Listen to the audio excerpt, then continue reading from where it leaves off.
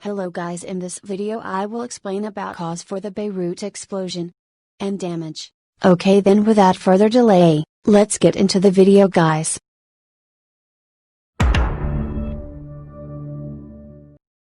The vibrations of the blast, which was initially misconstrued by some as detonation of some nuclear device. The blast was even felt in Cyprus, around 240 kilometers, 150 miles, away, and registered as a 3.3 magnitude earthquake. At least 100 people were killed and nearly 4,000 injured in a massive explosion at Lebanon's capital Beirut. The explosion, according to the Lebanon government, was of over 2,700 tons of ammonium nitrate stored for 6 years in a warehouse in the port. A giant explosion at a warehouse took place around 6:07 p.m. local time at a warehouse at Beirut Port and Central District, close to many highly populated areas and tourist sites. The videos of the blast, which are now all over the web, show a fire next to a building that is followed by a huge explosion.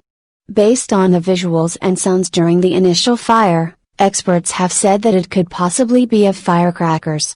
A massive explosion rocked the Lebanese capital of Beirut on Tuesday evening, leaving at least 135 dead and thousands injured. The blast has been linked to a large supply of confiscated and potentially unsecured explosive material, stored in a warehouse at the city's port, close to populated areas.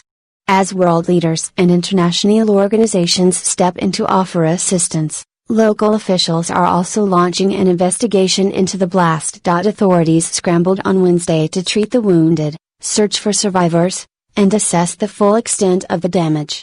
The explosion tore through the city, flipping cars, shattering glass and causing some homes to crumble. Damaged buildings include the headquarters of former Prime Minister Saad Hariri and CNN's bureau in downtown Beirut. Homes as far as 10 kilometers, 6 miles, away were damaged, according to witnesses. Beirut's Governor Marwan Abu told reporters that the explosion had resulted in an estimated $3 to $5 billion worth of damage. INA, Lebanon's state-run media, reported that 90% of hotels in the Lebanese capital had been damaged. By search of the explosion overturned cars and stripped steel-framed buildings of their cladding. Within the port area, the explosion destroyed a section of shoreline and left a crater roughly 124 meters, 407 feet, in diameter and 43 meters, 141 feet, in depth. Witnesses said homes as far as 10 kilometers, 6 miles, away were damaged by the blast, 14, and up to 300,000 people were left homeless by the explosion. The damage from the blast affected over half of Beirut, with the likely cost above $15 billion and insured losses at around $3 billion. Approximately 90% of the hotels in the city were damaged and 3 hospitals completely destroyed, while 2 more suffered damage. Dozens of injured people brought to nearby hospitals could not be admitted because of the damage to the hospitals. Windows and other installations of glass across the city were shattered.